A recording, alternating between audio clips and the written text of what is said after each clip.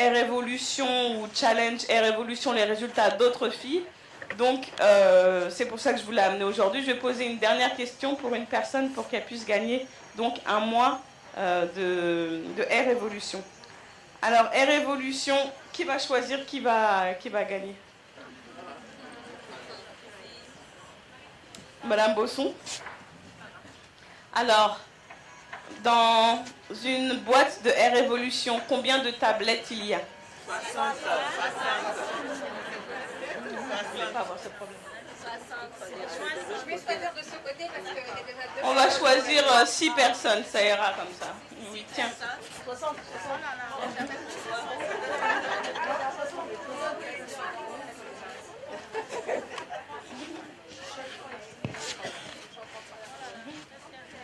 En tout cas, merci encore de votre attention.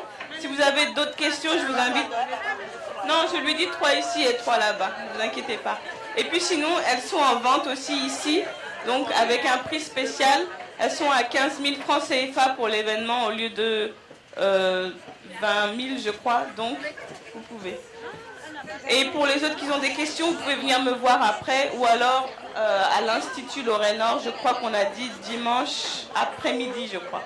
Donc, je vous remercie encore de votre attention et je vous souhaite une agréable journée.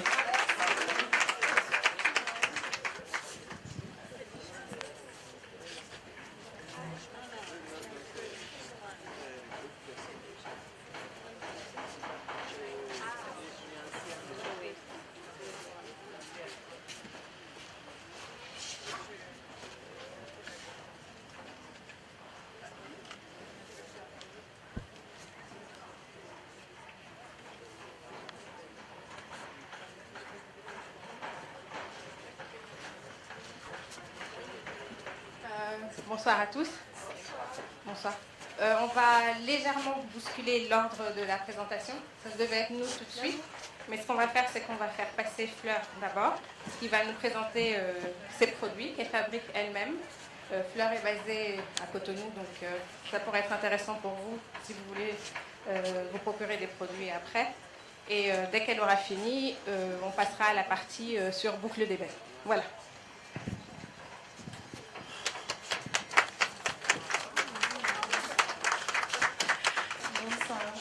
Je suis un peu timide, donc j'espère que vous allez bien. Bon, je vais aller très vite parce qu'en fait tout ce que je devais dire, Nanou François a tout dit. Donc finalement, je vais directement passer par mes produits et vous présenter chacun de mes produits. Ça, c'est un shampoing. C'est un shampoing avec des huiles essentielles. C'est un shampoing que je fais à base de savon noir. C'est un savon que je fais à base de savon noir. Il est bio. Il est avec du rassoul. Il est avec du bissap. Je le fais avec du bissap, du rassoul. Le rassoul, c'est une algue minérale qui permet de laver en profondeur les cheveux. C'est un peu comme de l'argile, mais ce n'est pas de l'argile. Ça permet de laver les cheveux, d'enlever tout ce qui est impureté et tout. Et puis, ça vous rend les cheveux prêts à recevoir des soins. Donc, le shampoing, il est pour les enfants et pour les grandes personnes. Vous pouvez les utiliser pour vous laver les cheveux chaque 2 semaines ou chaque mois. Il n'y a aucun problème. Il est sans additifs chimiques. Même quand vous avez des tresses, vous pouvez même vous laver les cheveux avec. Il n'y a aucun problème. Ensuite, il y a des masques. J'ai des masques, j'ai 2 sortes de masques. Il y a une crème aux poudres indiennes et puis il y a une crème avec du chanvre et du ricin. La crème aux poudres indiennes, c'est beaucoup plus pour ceux qui ont des problèmes de sécheresse de cheveux. Parce que les poudres indiennes en elles-mêmes, ça stimule beaucoup la forte pousse des cheveux. Moi, je n'utilise que les poudres indiennes.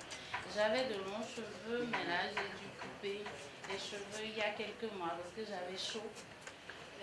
Ce n'est que ça j'utilise, les poudres indiennes. C'est vrai que ça colore un peu les cheveux, et tout, mais c'est très bien pour avoir du volume, pour avoir une forte longueur et tout ça. Mais les gens ne supportent pas ça directement en masque parce que ça rend les cheveux très très secs.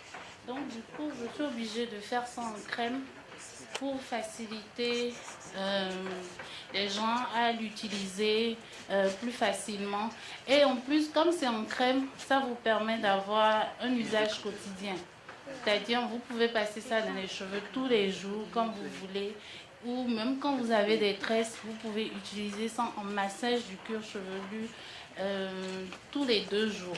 Parce que si vous le faites tous les jours, vos cheveux seront trop gras et puis il fait chaud. Donc, vous allez vous gratter tout le temps la tête. Donc, tous les 2 jours, en massage du cuir chevelu, c'est super pour les cheveux. Ensuite, la crème ricin et chanvre, c'est pour celles qui ont les gros problèmes de chute de cheveux. Le ricin, il est très bien pour fortifier les cheveux, pour donner du tonus aux cheveux. Mais il est épais et il est trop gras. Du coup, beaucoup ont du mal à l'utiliser juste en huile déjà pour le massage des cheveux et tout. Donc, je suis obligée de le mettre en crème pour faciliter l'utilisation, surtout pour les grands et les petits. Juste un peu en massage du cuir chevelu, c'est bien. Vous pouvez l'utiliser en masque. Mais les masques que je fais, c'est des masques après le shampoing. Il faut nécessairement laver les cheveux d'abord. Ensuite, vous appliquez le masque de la racine jusqu'aux pointes. Et vous attendez 2 heures ou 3 heures. Mais vous rincez les cheveux correctement avec soit de l'eau tiède, soit une infusion de plantes. Moi, je préfère beaucoup plus le romarin. Le romarin, le bissap, le thé vert. Vous avez plein de plantes que vous pouvez utiliser. Les plantes, c'est encore meilleur. Ça stimule la pousse, c'est mieux que l'eau simple.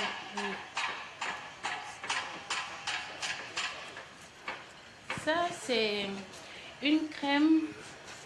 C'est beaucoup plus pour ceux qui ne supportent pas le gras. Parce que il fait chaud. J'ai beaucoup de clientes qui n'aiment pas les crèmes à base de karité parce qu'elles n'aiment pas mettre la main dans les cheveux, sentir qu'il y a du gras. Donc ça, c'est un leave-in. C'est un après-shampoing, mais il est sans rinçage. Mais vous pouvez l'utiliser aussi comme un lait capillaire. Il n'y a aucun problème. Et il est fait avec de l'eau et des huiles. Mais il y a un truc qui me permet d'avoir la texture crémeuse que ça, je ne le prends pas ici. C'est de la cire, c'est soit du polaroid, soit de l'olivem. Donc je mélange l'eau, les huiles avec cette cire-là et ça me donne cette texture-là crémeuse. Donc du coup, vous pouvez la passer, mais vous allez sentir un effet de fraîcheur et tout, mais ce n'est pas du tout gras. Vous pouvez toucher pour voir. Il n'est pas du tout gras. Ce qui fait que les gens qui ont celles qui sont en transition, elles préfèrent beaucoup plus les leave-in parce qu'elles n'aiment, vu qu'il y a 2 textures, le crépus et puis le défrisé, les crèmes trop grasses, ça les fatigue et tout. Donc elles préfèrent beaucoup plus les leave-in.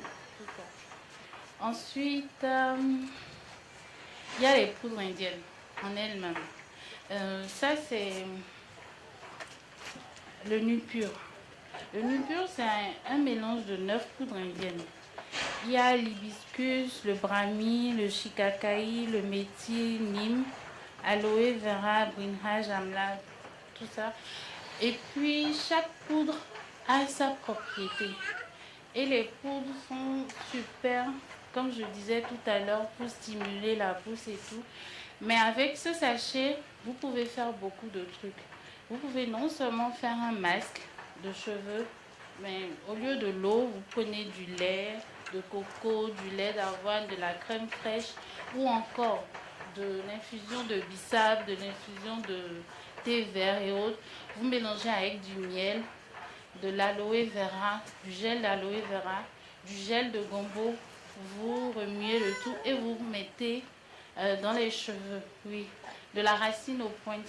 Vous pouvez dormir avec toute la nuit ou 2 ou 3 heures et après vous rincez juste, plus besoin de faire un shampoing. Vous rincez juste et ensuite vous mettez un leave-in ou vous mettez une crème que vous voulez et vous allez vous tresser. Dans le même temps, vous pouvez aussi prendre 1 ou 2 cuillerées de cette poudre, faire bouillir et vous laissez infuser. Ensuite, vous filtrez et vous mettez un peu dans le vaporisateur. Même avec les tresses, vous pouvez vaporiser de temps en temps les cheveux et tout. Et puis, c'est bien. Ensuite, elle m'a dit que je parle trop de ce côté, donc je vais me tourner de l'autre côté. Ensuite, vous pouvez aussi bouillir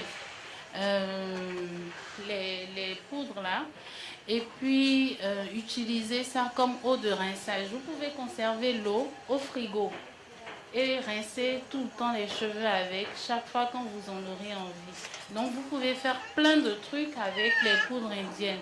Ce n'est pas juste les masques qu'il faut faire avec les poudres indiennes.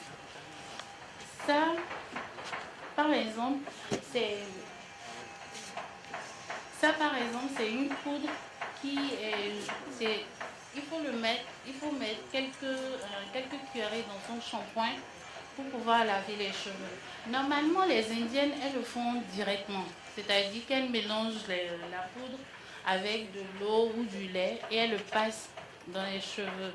Mais ici, on a les cheveux déjà un peu trop durs, un peu truc là. Donc ça rend les cheveux secs automatiquement, quel que soit le type de cheveux. Ça rend les cheveux très très secs quand on fait comme ça. Donc le mieux, c'est de le mettre dans un shampoing bio ou carrément dès que vous le mélangez à de l'eau, d'ajouter un hydratant, c'est-à-dire un gel, gombo, lin, aloe vera ou un truc comme ça, avant de laver les cheveux avec. Donc je crois que c'est un peu tout sur mes produits. C'est vrai que je fais plein de produits, mais oui, voilà, c'est un peu tout. Pardon. Ok, je ne sais pas si vous avez des questions, parce que là, moi, j'ai fini.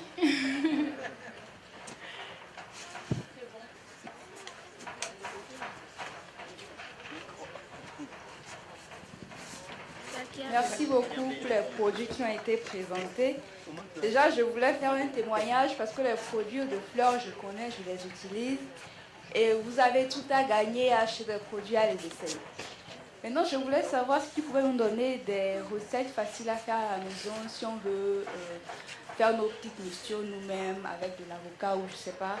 Donc, à part les produits qu'on peut acheter, qu'est-ce qu'on peut faire soi-même à la maison? Vous pouvez utiliser, comme tu disais tout à l'heure, de l'avocat ou de la banane. Mais quand vous voulez utiliser de l'avocat ou de la banane, c'est mieux de bien mixer ça. Parce qu'après, il y a beaucoup de débris dans les cheveux. Maintenant, l'avocat et la banane, ça hydrate beaucoup les cheveux. Donc, quand vous mixez, il faut nécessairement ajouter soit du lait de coco, soit de la crème fraîche. Avec un hydratant, comme je disais, aloe vera, miel, gombo, un truc comme ça, et vous remuez le tout et vous appliquez dans la tête.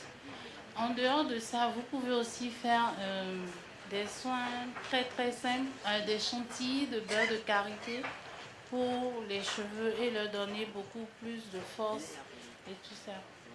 Voilà. Mais je voudrais que tout le monde se mette beaucoup plus aux infusions de plantes là. Les infusions de plantes, ça sauve. Moi, vraiment, j'aime beaucoup les infusions de plantes. Ça limite la casse. Quand vous allez commencer avec les infusions de plantes comme eau de rinçage des cheveux, vous allez remarquer que en tant si vous avez de grosses casses, dès que vous peignez avec l'eau de rinçage, l'infusion de plantes en eau de rinçage pendant 1 mois, vous allez remarquer moins de casse ou carrément plus du tout de casse dans votre peigne. Donc, essayez. Voilà. Merci.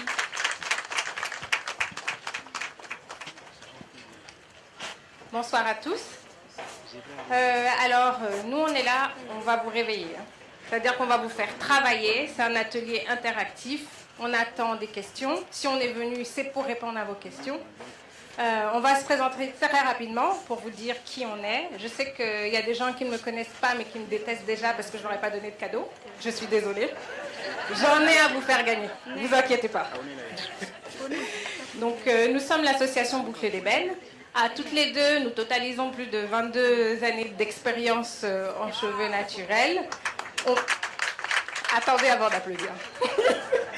Je vais vous expliquer comment ces 22 années arrivent. Ce sont des années d'expérience personnelle, mais également avec la présence d'Aline ici, des années d'expérience professionnelle, car Aline est une spécialiste du cheveu naturel et loxé qui a été formée en France, en Angleterre et aux États-Unis. Bonsoir à tous. Alors, je me présente très rapidement parce que l'objet de notre intervention de ce soir, eh bien, c'est vous, en fait. On est vraiment là pour vous. On a fait le déplacement de Paris.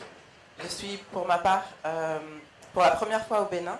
Et je suis très heureuse de rencontrer le Bénin, les Béninoises et les Béninois. Alors, je suis donc Aline Tacite. J'ai plusieurs casquettes. Je suis d'abord la fondatrice, donc la cofondatrice, pardon, de l'association Boucles d'Ébène, qui est une association précurseur en France sur la valorisation de la femme noire au naturel. Donc la femme noire au naturel, comment ça se manifeste, comment elle se présente. C'est une femme qui prend soin de sa peau, prend soin de son cheveu et qui est debout, solide et fière de ses spécificités et de sa culture, entre autres. Parce qu'une femme est bien plus que ça.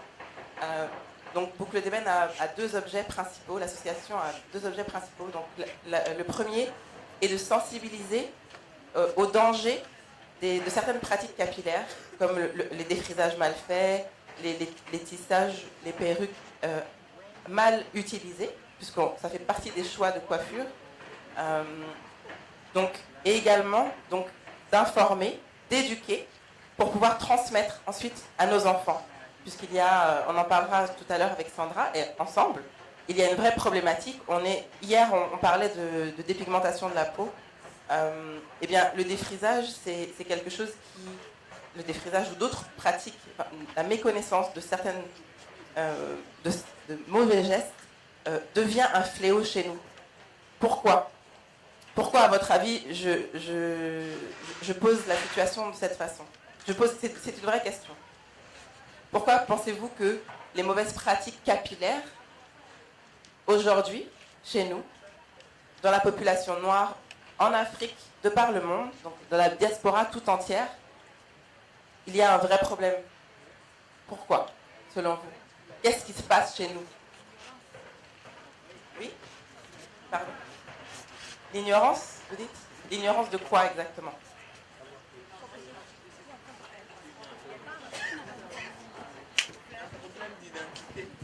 On va faire l'une après l'autre pour pouvoir entendre ce que chaque personne a à dire. Je disais tantôt que c'était de l'ignorance, puisque nous ne savons pas ce qu'il faut faire véritablement pour avoir une bonne texture de cheveux, pour avoir une bonne pousse de cheveux. Alors nous négligeons ce qu'il fallait faire. Très bien, d'accord. Je prends plusieurs réponses et ensuite je me permettrai de résumer. Bonsoir. Tout d'abord, je voudrais dire qu'on n'aime pas nos cheveux. Il faudra d'abord l'amour de nos cheveux. Et déjà, on se dit qu'il n'y a que le cheveu raide qui peut pousser. Il n'y a que les cheveux frisés qui peuvent atteindre leur longueur. On ne sait pas qu'on peut donner de l'amour à nos cheveux, les chouchouter pour qu'ils prennent de la longueur aussi. Et on peut être fier avec nos cheveux. Et puis, voilà. Merci. Est-ce que d'autres personnes veulent ajouter quelque chose? Vous vouliez dire quelque chose? En fait, nous avons un problème de perte d'identité. Nous voulons ressembler aux Blancs. en se dépigmentant, en faisant défriser nos cheveux pour ressembler à nos colonisateurs. Voilà. Une aliénation culturelle, une perte d'identité, l'ignorance et le désamour de soi. C'est bien ça? D'accord. Donc on reviendra très rapidement sur ces points. Merci. Ça veut dire qu'on est au bon endroit, parce qu'on va effectivement parler de ça, entre autres, puisqu'on est aussi là pour proposer des solutions concrètes, comme l'a déjà très bien fait Nanou. Donc je termine juste avec ma présentation. Je suis également coiffeuse professionnelle, donc dédiée à 100% aux cheveux naturels et aux locks, qui font partie aussi des coiffures que l'on peut porter, des façons de porter les cheveux. Alors je me suis spécialisée, ça fait 10 ans, plus de 10 ans qu'on est sur ces questions-là, parce que je vais raconter un petit peu mon histoire. Donc ça fait plus de 10 ans, 15 ans environ, avec ma sœur qui est restée à Paris. Nous sommes nés... nous sommes nés en fait à Paris, de parents d'origine guadeloupéenne. Et donc nous avons grandi dans un environnement majoritairement blanc, d'accord? Donc petite fille, je me rappelle, je devais avoir 7 ans, je reviens de l'école en pleurant, et ma mère me dit: mais qu'est-ce qui se passe, Aline? Que s'est-il passé? Et là je dis: maman, on m'a traité de sale grosse vache noire aux cheveux crépus. Et donc ma maman me dit: mais faut pas pleurer. Pourquoi tu pleures?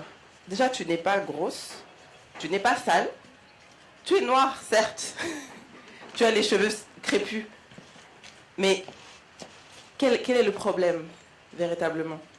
Et en fait, ce jour-là, j'ai pris conscience de ma différence. Parce qu'avant, en fait, vous savez, quand on est enfant, on est avec différents types de personnes. Ils sont grands, ils sont petits, ils sont plus avec un embonpoint un peu plus mince, différents types de cheveux. On ne voit pas forcément la différence. On est tous ensemble. Mais pour commencer à prendre conscience de sa différence, il faut que l'autre vous renvoie quelque chose de négatif sur vous, sur votre image. Et c'est comme ça que moi, à 7 ans, en France, j'ai pris conscience de manière explosive de ma différence. Et à partir de ce moment, précisément, j'ai commencé à développer un complexe d'identité. Donc ce complexe d'identité, il s'est manifesté de quelle manière? Eh bien, j'ai commencé, alors que avant, je ne voyais pas le problème d'être plus foncé, d'avoir les cheveux crépus, d'avoir des formes un peu plus généreuses que mes camarades blanches. Là, j'ai commencé à me dire: bon, ma peau, c'est un problème, mes traits, mes cheveux, c'est vraiment très très moche. En plus de ça, on est en France, on est dans un environnement avec des médias qui vous bassinent d'images, de lissage, de longueur, de blondeur, de blancheur, de tout ce que je n'étais pas. Et du coup, on intègre de façon plus ou moins consciente ces stigmates et en complexe. Donc moi, c'est comme ça que mon histoire, ma crise d'identité a commencé. Et donc j'ai, pendant des années avec ma sœur, puisqu'on est très proches et on vivait exactement la même chose toutes les deux en même temps, on a pressuré ma maman pendant des années pour qu'elle nous défrise les cheveux. Et maman nous a dit, t'as toujours fait opposition en disant: non, je ne vous défriserai pas les cheveux. Vos cheveux sont beaux, ils sont crépus et ils permettent de multiples coiffures. Certes, c'est différent de vos amis, certes, c'est différent de ce qu'on voit dans les médias, mais je ne vous défriserai pas les cheveux. En plus, elle savait que le défrisage, comme Nanou l'a expliqué tout à l'heure, ce n'est pas un acte anodin. C'est quelque chose qui traverse la peau. D'accord? Pourquoi est-ce qu'on demande de mettre les gants pour défriser les cheveux, à votre avis? Alors que cette même peau, on la retrouve au niveau du cuir chevelu. Est-ce qu'on s'est déjà posé la question? Il n'y a pas une incohérence là, quelque part? Donc, maman, connaissant connaissant le problème. Et en plus, comme on n'était pas encore, on n'avait pas atteint la puberté, elle ne voulait surtout pas nous défriser pour éviter de nous dérégler. Donc elle avait conscience de ça. Je passe parce que l'histoire est très longue, mais ce que je veux dire ici, c'est que pendant des années, donc maman a résisté. À 16 ans, on a réussi à avoir raison d'elle. Et pour la première fois, on a fait un défrisage. Elle a accepté de faire un défrisage.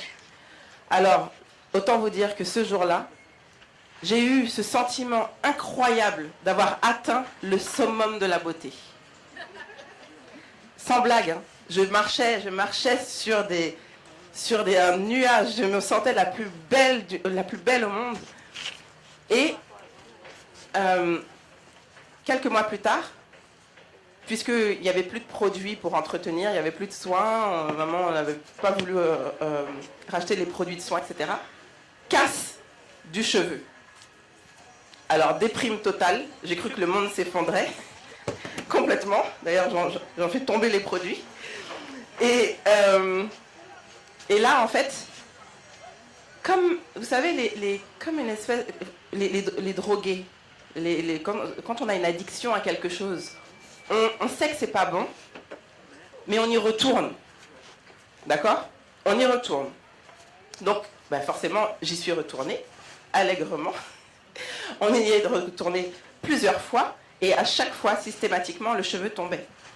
Donc, un jour, ce jour-là, j'ai décidé d'arrêter le défrisage, vraiment, et je me suis, je pense, posé les bonnes questions. Un jour, j'étais avec une amie blanche, avec les cheveux longs, à la maison, et je faisais mon shampoing. Et à l'issue du shampoing, donc je rince le shampoing, donc j'avais les cheveux défrisés qui étaient très très mal en point.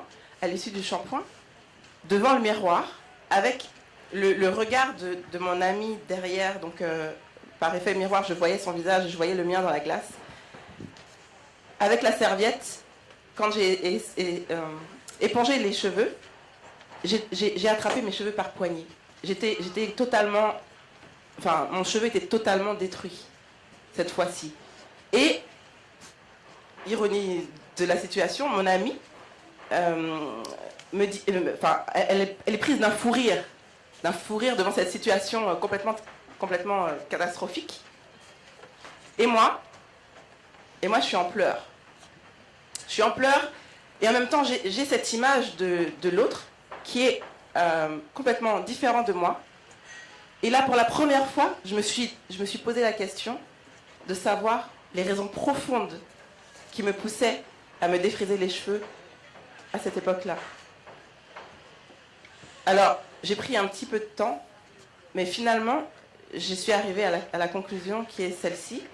Et ça, c'est mon histoire personnelle. Je ne juge personne, évidemment, d'autant que je suis passée par là, donc je peux vraiment en parler et comprendre.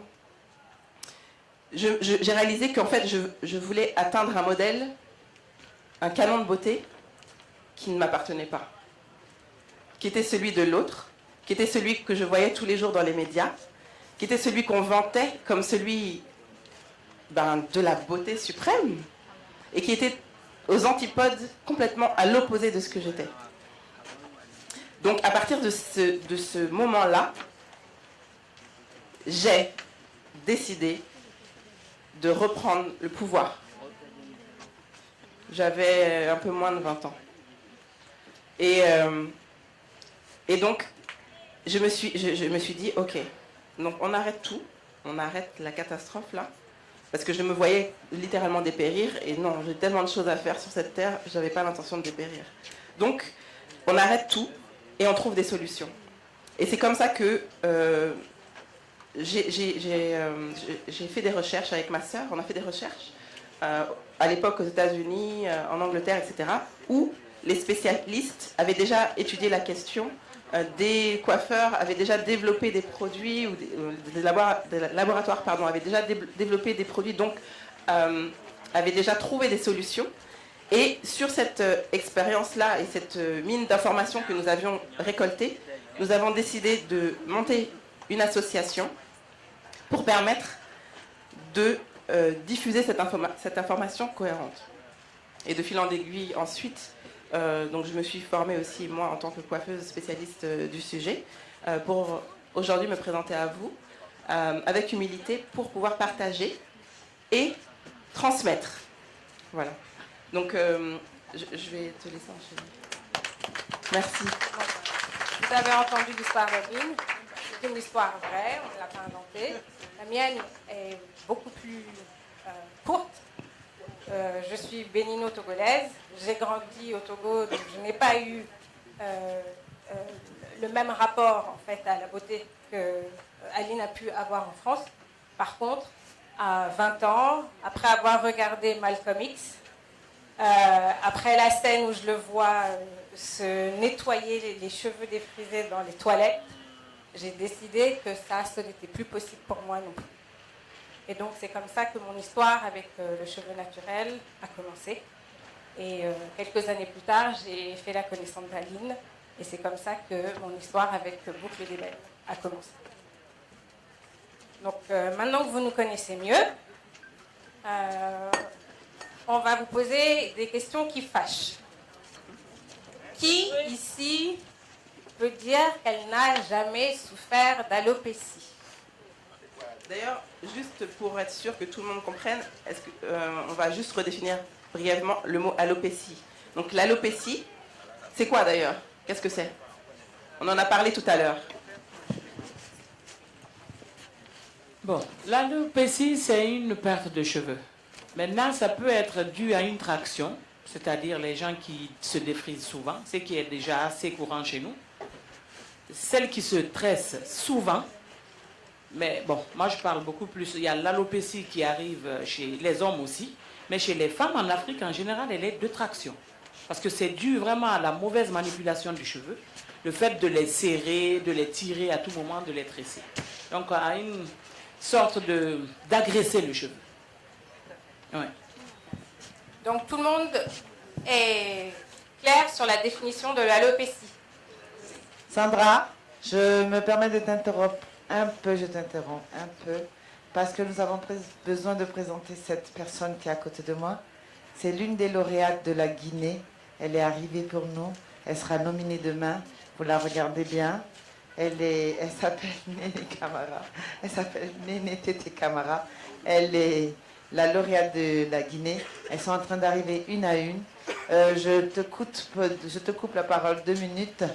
Mais je sais que c'est passionnant. Je ne vais pas être long parce que je ne vous intéresse plus. Marie-Jeanne est là. Le magazine Brune, la directrice qui nous accompagne, qui parle beaucoup de femmes. Je vous préviens, je vous donne la primeur que toutes